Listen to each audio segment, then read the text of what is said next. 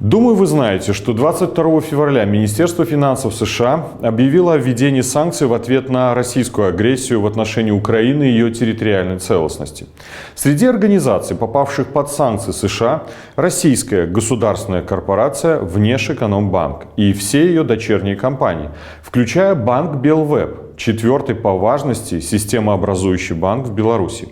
И прямо сейчас мы можем констатировать, что последствием этих санкций для банка Белвеб могут стать серьезные потрясения. Банк Белвеб попал в CDN-лист. Это черный список, попадание в который означает, что с организацией полностью запрещается иметь бизнес-отношения американским компаниям, физлицам и всем, кто попадает в юрисдикцию США. Кроме того, США могут ввести вторичные санкции в отношении компаний и банков из любой страны мира, которые будут сотрудничать с банком Белвеб. Внутренние и внешние безналичные расчеты в долларах станут невозможны. Доллары могут быть просто заморожены. Все, у кого были счета в этой валюте, рискуют остаться без них. А в эти самые минуты Белвеб, скорее всего, пытается спасать евро, так как под угрозой вторичных санкций будут закрыты все корреспондентские счета в американских и европейских банках для банка Белвеб. В ближайшее время из магазинов приложений App Store и Google Play должно будет пропасть приложение Белвеб. Прекратится выпуск кредитных карт, американских кредитных карт Visa и MasterCard. Санкции автоматически действуют и против всех дочерних предприятий Белвеб. Любые компании и банки из третьих стран, которые будут сотрудничать с Белвеб, подвержены риску попасть под вторичные санкции.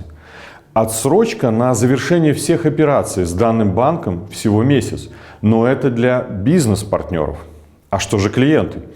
Клиентам необходимо прямо сейчас осознать, что Белвеб вряд ли выдержит последствия введенных санкций. В случае их полной реализации он имеет все шансы превратиться в банк-зомби, как в свое время это случилось с Абсолют-банком. От банка, по сути, останется только вывеска. Поэтому каждому, кто держит в нем деньги, каждому, кто в нем обслуживается, лучше всего не медлить и обналичить свои счета, вывести вклады и прекратить с этим банком всяческие отношения. А клиентам всех остальных белорусских банков необходимо понять, это только начало. Поддержка российской агрессии режимом Лукашенко уже сегодня поставила под удар финансовую систему страны. Новые санкции – это дело времени. А потому мы еще раз рекомендуем всем белорусам, которые до сих пор не закрыли свои вклады, сделайте это. После каждого поступления денег на карту незамедлительно снимайте все до копейки и покупайте валюту столько, сколько позволяют ваши возможности. Банкомат, обменник, банк – это единственная формула, которая позволит вам защитить свои сбережения сегодня. Никто из нас не должен платить за преступления режима Лукашенко, за его политику милитаризации, за готовность вкладывать огромные деньги в закупку оружия, о чем заявлял так называемый премьер Головченко.